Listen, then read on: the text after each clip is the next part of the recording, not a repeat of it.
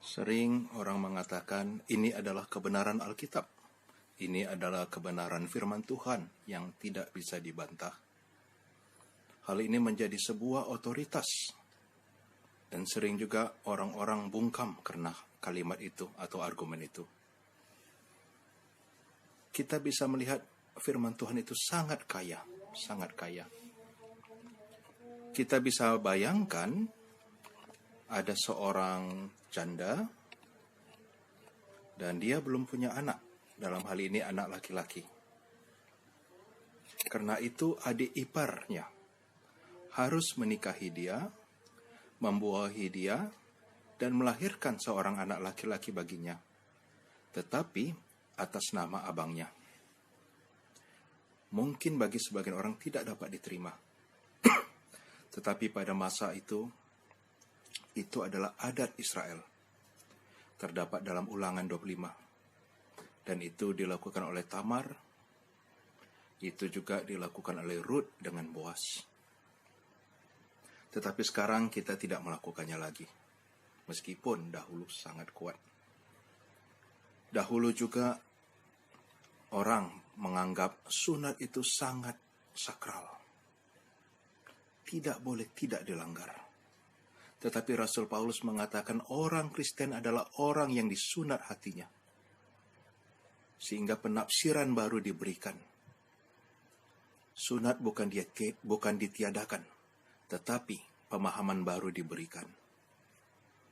Kita juga bisa melihat hal yang mirip tentang perbudakan. Dahulu dengan kitab suci, dengan Alkitab orang mengatakan perbudakan itu boleh. Perbudakan itu tidak bertentangan dengan kehendak Allah. Malah Rasul Paulus menyuruh para budak untuk taat kepada tuan atau majikan mereka. Dan ini menjadi salah satu dasar bagi orang-orang Kristen untuk membenarkan perbudakan. Tetapi sebagian orang Kristen lagi mengatakan, oh tidak boleh, tidak boleh. Alkitab melarang, firman Tuhan melarang. Dengan kitab yang sama muncul dua tafsiran yang berbeda. Di dunia modern ini masih ada perdagangan manusia. Tetapi itu dipandang sebagai kejahatan. Dan perbudakan tidak dapat diterima lagi oleh mayoritas umat Kristen. Apalagi ada imam atau pendeta wanita. Pada masa dahulu tidak ditemukan bukti-bukti dari dalam Alkitab untuk membenarkan seorang wanita ditabiskan menjadi pendeta. Hingga sekarang Gereja Roma Katolik maupun Ortodoks menolak ada imam wanita. Dan di dalam Alkitab kita melihat wanita bisa menjadi pemimpin seperti Deborah, panglima perang. Wanita bisa menjadi ratu yang berpengaruh seperti Esther. Wanita bisa menjadi nabiah. Wanita bisa menjadi apapun. Tetapi tidak pernah secara jelas dikatakan wanita menjadi imam.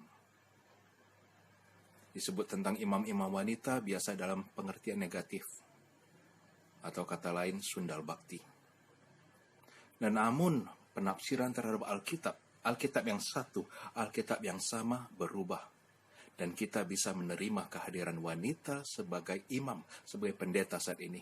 Dan itu kita anggap tidak melanggar kitab suci, bahkan sesuai dengan kehendak Allah. Ada pergeseran tafsir. Butuh waktu yang lama tetapi terjadi pergeseran. Dewasa ini banyak yang menentang LGBT. Oh, tidak alkitabiah. Tidak benar, Allah mengutuk. Saya tidak berada di posisi yang pro ataupun kontra. Sebagaimana tentang imam wanita, saya juga mengatakan saya tidak menemukan adanya ayat-ayat yang membenarkan LGBT, terutama homoseksualitas dalam Alkitab. Ya, bisa ditafsir ulang, bisa. Tetapi bagi saya sampai sekarang tidak. Tetapi mengapa saya bisa ramah dan terbuka terhadap LGBT? Karena saya memandangnya dari sisi kemanusiaan, hak asasi manusia. Mengapa dosa yang lain kita bisa toleran, tetapi dosa seksual, terutama terhadap yang dalam tanda kutip minoritas, kita bersikap tegas.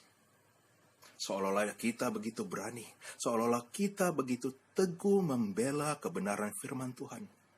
Padahal mungkin yang kita bela adalah pemikiran kita sendiri atau rasa aman kita sendiri. Belum tentu kita membela Tuhan. Tafsir selama ini bisa berubah. Dan terbukti sejarah mengatakan berkali-kali berubah. Mulai dari perkawinan yang disebut Goel menebus, yaitu adik ipar harus menikahi janda abang kandungnya untuk membuahinya. Itu tidak kita lakukan lagi. Belum lagi hukum-hukum di Perjanjian Lama tentang larangan memakan daging babi dan lain-lainnya. Itu tidak kita lakukan. Tentang sunat yang begitu penting dalam agama Yahudi bisa ditafsirkan ulang. Tentang perbudakan yang sampai hampir zaman modern masih dilakukan. Itu juga sudah bisa kita tafsirkan ulang dan tolak. Ada kemungkinan. Saya tidak tahu bagaimana. Tetapi saya berani katakan ada kemungkinan. Tafsir atau pemahaman terhadap LGBT juga akan berubah. Apakah itu berarti firman Tuhan berubah-ubah? Tidak. Carilah kebenaran firman Tuhan itu di dalam semangatnya. Di dalam kasih yang diajarkan Yesus. Yesus tidak menghadirkan kebencian di sini. Walaupun karena Yesus bisa timbul permusuhan, timbul sengketa. Tetapi Yesus adalah kasih dan bukan kebencian. Rangkul, terima. Entah berdosa atau tidak, Allah menentukan. Tetapi tugas orang Kristen adalah belajar untuk mengasihi. Agar orang Kristen, kita bertanggung jawab terhadap diri kita sendiri. Menjadi makin seperti Yesus. Terpujilah Bapa, Putra, Roh Kudus, Allah yang Maha Esa. Amin.